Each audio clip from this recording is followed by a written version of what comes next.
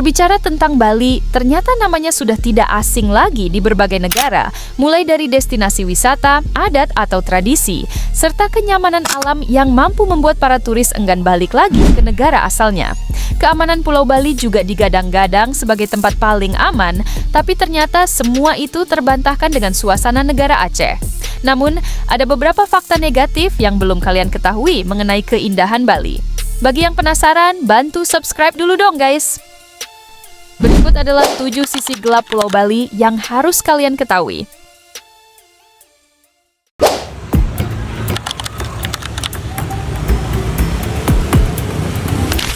Seberapa amankah Bali? Walaupun Bali dikenal sangat aman, ternyata itu semua salah besar loh guys. Pasalnya berbagai macam kasus kriminal sudah terjadi di Bali, lalu kenapakah ada yang mengatakan kalau Bali sangat aman?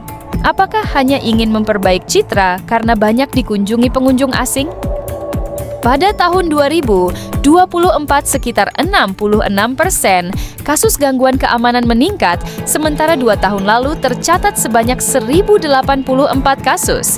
Sedangkan tahun 2024 bertambah menjadi 1801 kasus yang tercatat di Polresta Denpasar. Hal ini menjelaskan bahwa sebanyak 66% kasus bertambah dalam setahun. Lalu di manakah letak keamanan serta kenyamanan Bali? Mestinya, Bali harus mengambil contoh negara Aceh yang konon katanya sangat aman dan nyaman. Nah, setelah kami telusuri, ternyata di Aceh punya otonomi khusus, yang mana mereka bisa membuat peraturan sendiri agar kehidupan di sana benar-benar terhindar dari kemungkaran. Contoh kecil seperti larangan jual beli miras atau meminumnya. Bagi yang melanggar akan dikenakan hukuman cambuk atau lainnya. Sementara di Bali atau wilayah lain malah bebas jual, bahkan menikmati miras tanpa ada hukuman seperti di Aceh. Masya Allah, Aceh patut diacungi jempol guys.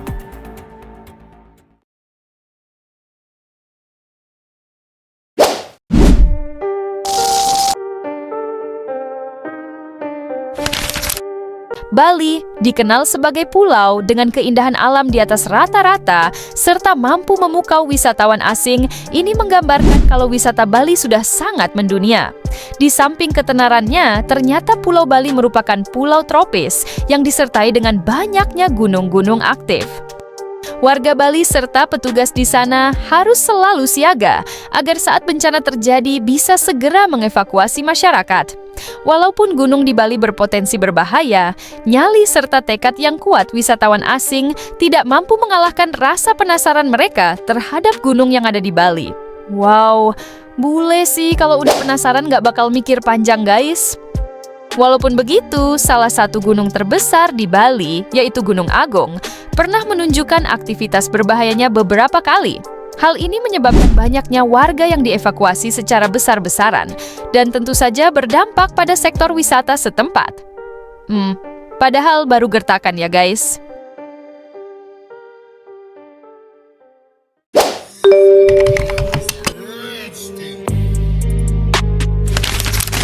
Berbicara tentang narkoboy, kalian pasti paham kalau zat ini tidak pandang bulu.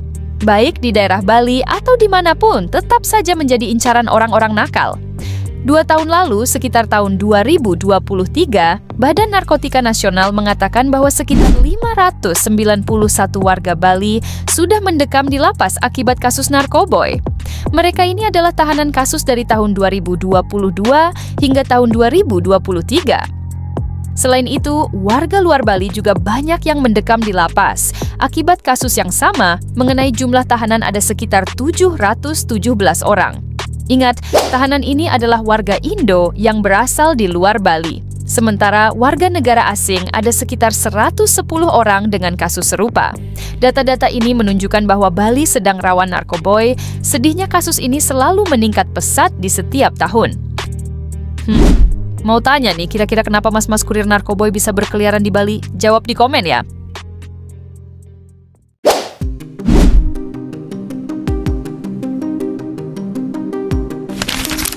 Dari tahun ke tahun Bali semakin indah dan menawan. Hal ini dikarenakan efek dari pembangunan massal semakin meningkat. Alhasil, banyak tempat-tempat indah yang tercipta berkat pemerintah dan rakyat setempat.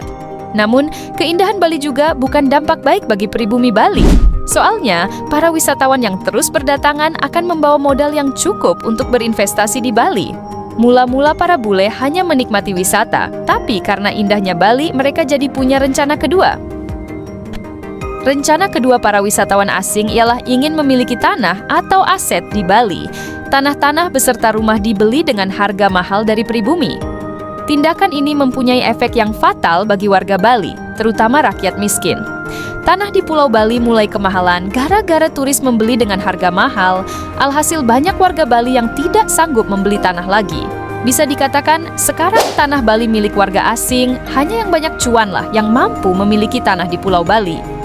Menurut Mimin, hal semacam ini diperlukan kebijakan yang lebih inklusif dan berpihak pada masyarakat lokal agar mereka dapat berpartisipasi dalam pembangunan ekonomi tanpa kehilangan hak dan kepemilikan mereka atas tanah serta budaya Bali. Kalau menurut kalian gimana guys? Kasih solusi dong!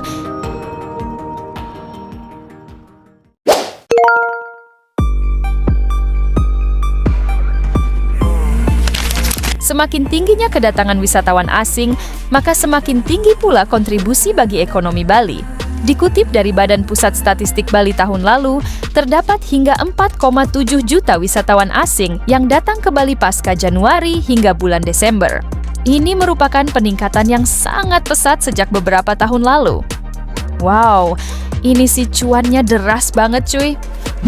Tapi jangan senang dulu guys, meningkatnya kedatangan warga asing tidak selalu berdampak positif. Soalnya setiap kelebihan tetap ada kekurangan. Maraknya video kekerasan warga asing yang tersebar di media sosial membuktikan bahwa sekarang semakin beraninya mereka terhadap warga lokal. Ini menjelaskan kalau kebebasan di Bali sudah dikuasai oleh orang luar, sementara pribumi semakin terbatas pergerakannya. Sementara di jalanan, mereka juga kerap melakukan pelanggaran seperti berboncengan sebanyak 3 orang di atas motor dan pergi kemana-mana tanpa takut ditilang. Widih, makin kurang asem aja nih bule.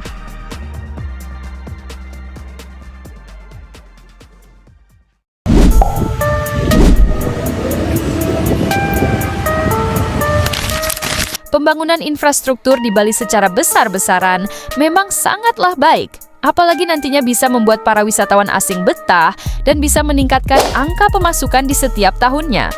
Tapi, hal ini sebenarnya akan menjadi bumerang bagi Pulau Bali dari segala arah.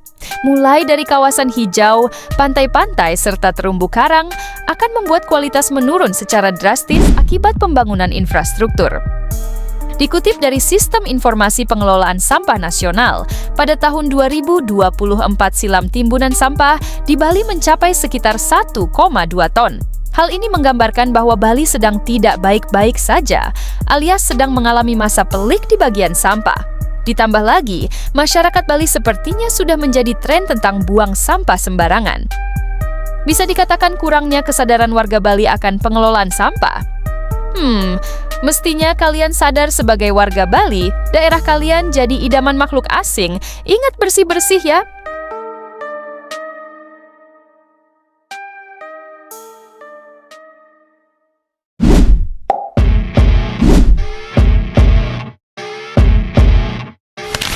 Dahulu kala, berbagai gerakan ritual digunakan hanya untuk acara-acara suci dan merupakan bagian dari kehidupan sehari-hari. Tapi, sekarang, adat serta tradisi yang sakral ini sudah sangat sering ditampilkan untuk menghibur para wisatawan asing. Selain itu, masyarakat Bali bukan tanpa alasan melakukan semua itu, hal ini demi meningkatkan ekonomi Bali, agar pertumbuhannya semakin pesat. Tapi, hanya gara-gara niat menghibur, masyarakat Bali kini semakin dilema. Menurut Mimin, agar budaya serta adat Bali terjaga dengan baik, mereka harus membuat sebuah strategi terbaik yang mampu melindungi serta melestarikan budaya Bali agar tetap autentik serta spesial di mata warga asing. Hal ini bertujuan agar daya tarik wisatawan asing ke tanah Bali tidak semakin surut. Nah, menurut kalian gimana guys? Tambahin komen dong!